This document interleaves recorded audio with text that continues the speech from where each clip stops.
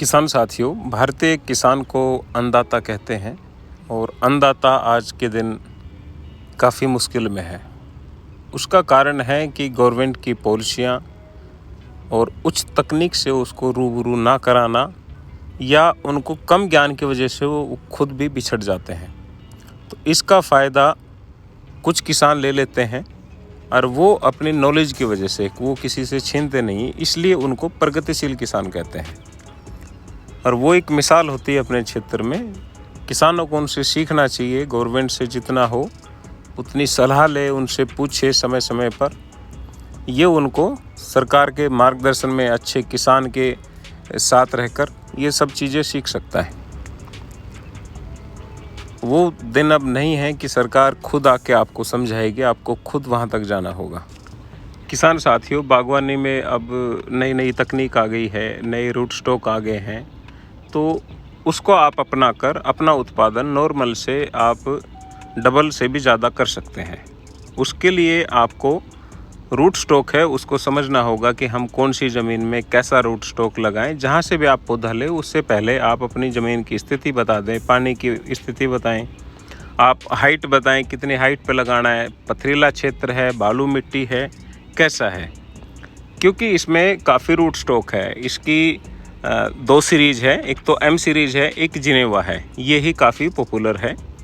और root stock को अगर हम सेव की बात करें तो करीब 100 साल से ज़्यादा का समय हो चुका है, इस पर काम हो रहा है। इसमें कई यूनिवर्सिटियां हैं जो बहुत अच्छा काम कर रही है। इसी कड़ी में अपनी पूसा यूनिवर्सिटी है, उसने भी पूसा एप्पल 101 रूट स्टॉक तैयार किया है। और अभी हमने ये पौधे इंपोर्ट कराए हैं, कुछ हॉलैंड से, इटली के, ये रूट स्टॉक के हैं। किसान साथियों, जो एप्पल की बात करें तो M9 सबसे पॉपुलर है, M27 सबसे छोटा है और M111 बड़ा माना जाता है। इसके जो बीच के हैं वो अपने जलवायु के अनुसार, मौसम के अनुसार, मिट्टी के अनुसार, पानी के अनुसार हम चुन सकते हैं। इनकी हाइट भी डिपेंड करती है कि कौन सा वैरायटी का रूट स्टॉक है, कौन सी सीरीज़ है और वो कितना हाइट लेगा, कब फ्रूटिंग देगा और सीडलिंग का कितना % रहेगा। जो जिनेवा सीरीज़ है ये अब धीरे धीरे काफ़ी पॉपुलर हो रही है। तो किसान साथियों, जो भी किसान साथी अपनी प्लांटेशन करना चाहता है सेब पे, वो पहले रूट स्टॉक को समझे। इसके बारे में यूट्यूब पे और वैसे भी काफ़ी मैगजीन वगैरह में है और गवर्नमेंट के पास भी हिमाचल, उत्तराखंड और कश्मीर, यहाँ पर विस्तार से जानकारी दी गई है। ये सोलन यूनिवर्सिटी का है। आप ये जो देख रहे हैं वीडियो, ये M9 रूट स्टॉक के ऊपर है और ये 2 साल के पौधे हैं। आप ये इनमें देखें, ये रूट स्टॉक है जिसमें जड़ें निकल रही है और ऊपर वो तैयार हो रहा है। इसको कट करके फिर दबाते हैं। दूसरी विधि है लिटाकर, कि 45 डिग्री पे एक बार लिटाएंगे, फिर उनको बाद में जब निकल आएगा तो ज़मीन से दबा देंगे। किसान साथियों, जब रूट स्टॉक आप मल्टीप्लाई करें तो आप सबसे पहले ज़मीन की तैयारी करें। आप करीब 1 फीट गहरा इसमें मार्किंग करके गड्ढा करें, टीलर से, मैनुअली, जैसे भी आप करें। उसमें खाद वगैरह मिक्स करें, क्योंकि ये वीडियो उन किसान साथियों के लिए भी है जिन्होंने रूट स्टॉक वाले पौधे लिए, या तो पुराने लिए, नए लिए और उनका रूट स्टॉक ऊपर का फेल हो गया है। तो सबसे अच्छा है कि वो रूट स्टॉक को ज़मीन से करीब 4 से 6 इंच पे काट दें और उससे 4 या 5 जो वो टहनियाँ निकलेगी उनको ज़मीन में 1 फीट होने पर थोड़ी मिट्टी लगा दें। उसका वीडियो अलग से आएगा। अब हम बता रहे हैं कि अगर रूट स्टॉक आपके पास है, आप मल्टीप्लाई करना चाह रहे हैं, तो आप इस तरह कर सकते हैं। हमारे रूट स्टॉक हॉलैंड से भी आए हैं, इटली से भी आए हैं और कश्मीर से भी आए हैं, मीर जी के पास से। तो अब हम इनको पहले ट्रीटमेंट कर रहे हैं फंगीसाइड से। आया तब हमें इसको ट्रीटमेंट करके फिर लगाया। जब भी हमारे पास अब समय लगा है तो अब हम इनको ज़मीन में लगा रहे हैं। तो किसान साथियों, जब भी आप लगाएं, आप उचित उसकी दूरी रखें, पौधे से पौधा, लाइन से लाइन। दूसरा, आप ये देखें कि आपकी मिट्टी कैसी है, टेम्परेचर कितना होगा और वहाँ पानी की उपलब्धता कैसी है। ऐसा नहीं कि आप फ्लड से खुला पानी दे रहे हो, टेपर वाली जगह है, तो फिर ये रूट स्टॉक फेल हो सकते हैं।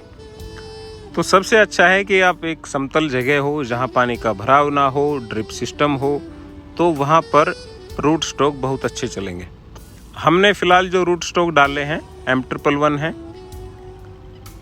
M106 है, M9 है, M7 है, M27 है।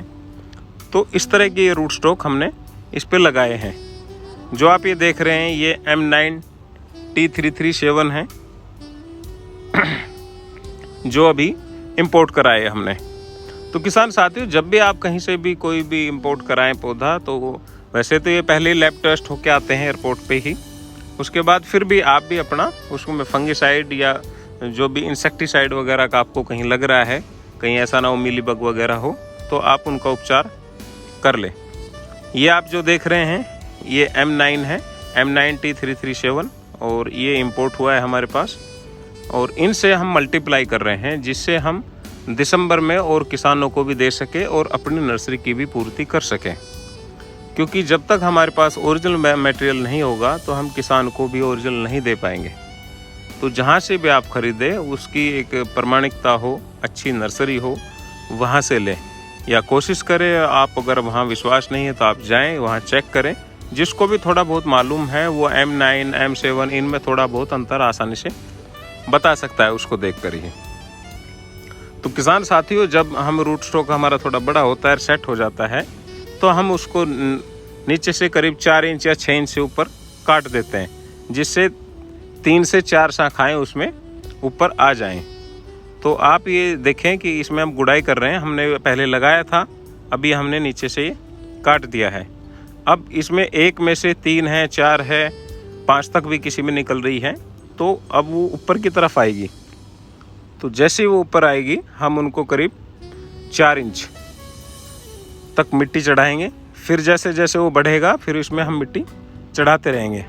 तो जैसे आप ये देख रहे हैं ये सभी तैयार हो रहे हैं और ये मिट्टी चढ़ाने के लिए रेडी हैं।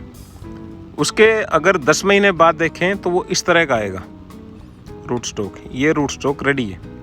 इसको हम दिसंबर या जनवरी में उखाड़ कर इन पे ग्राफ्टिंग कर सकते हैं या मल्टीप्लाई के लिए हम और डाल सकते हैं।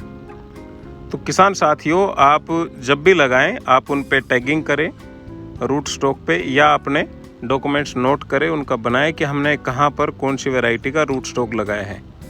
क्योंकि रूट स्टॉक आप ध्यान से ले, ऐसा ना हो चिलिंग टेम्परेचर वाला आपने रूट स्टॉक ले लिया जो बर्फीले क्षेत्रों में ही कामयाब है और गर्म वाले में नहीं है, तो आपको अवश्य नुकसान हो सकता है। आप समय रहते चीटिंग से बचें। जहाँ से भी आप ले, आप कोशिश करें आपके नज़दीक हो तो और अच्छी बात है, या कोई अच्छा स्थान हो वहाँ से ले। कोई ज़रूर नहीं आगा आप भाई जय हिंद नर्सरी से ले, काफ़ी लोग बहुत अच्छा तैयार कर रहे हैं, आप उनसे भी ले सकते हैं। तो किसान साथियों, मैं तो ये कह रहा हूँ कि आप अपनी ज़मीन के अनुसार रूट स्टॉक को अपनाएं और इससे उत्पादन भी आपको अच्छा मिलेगा। धन्यवाद। जय हिंद।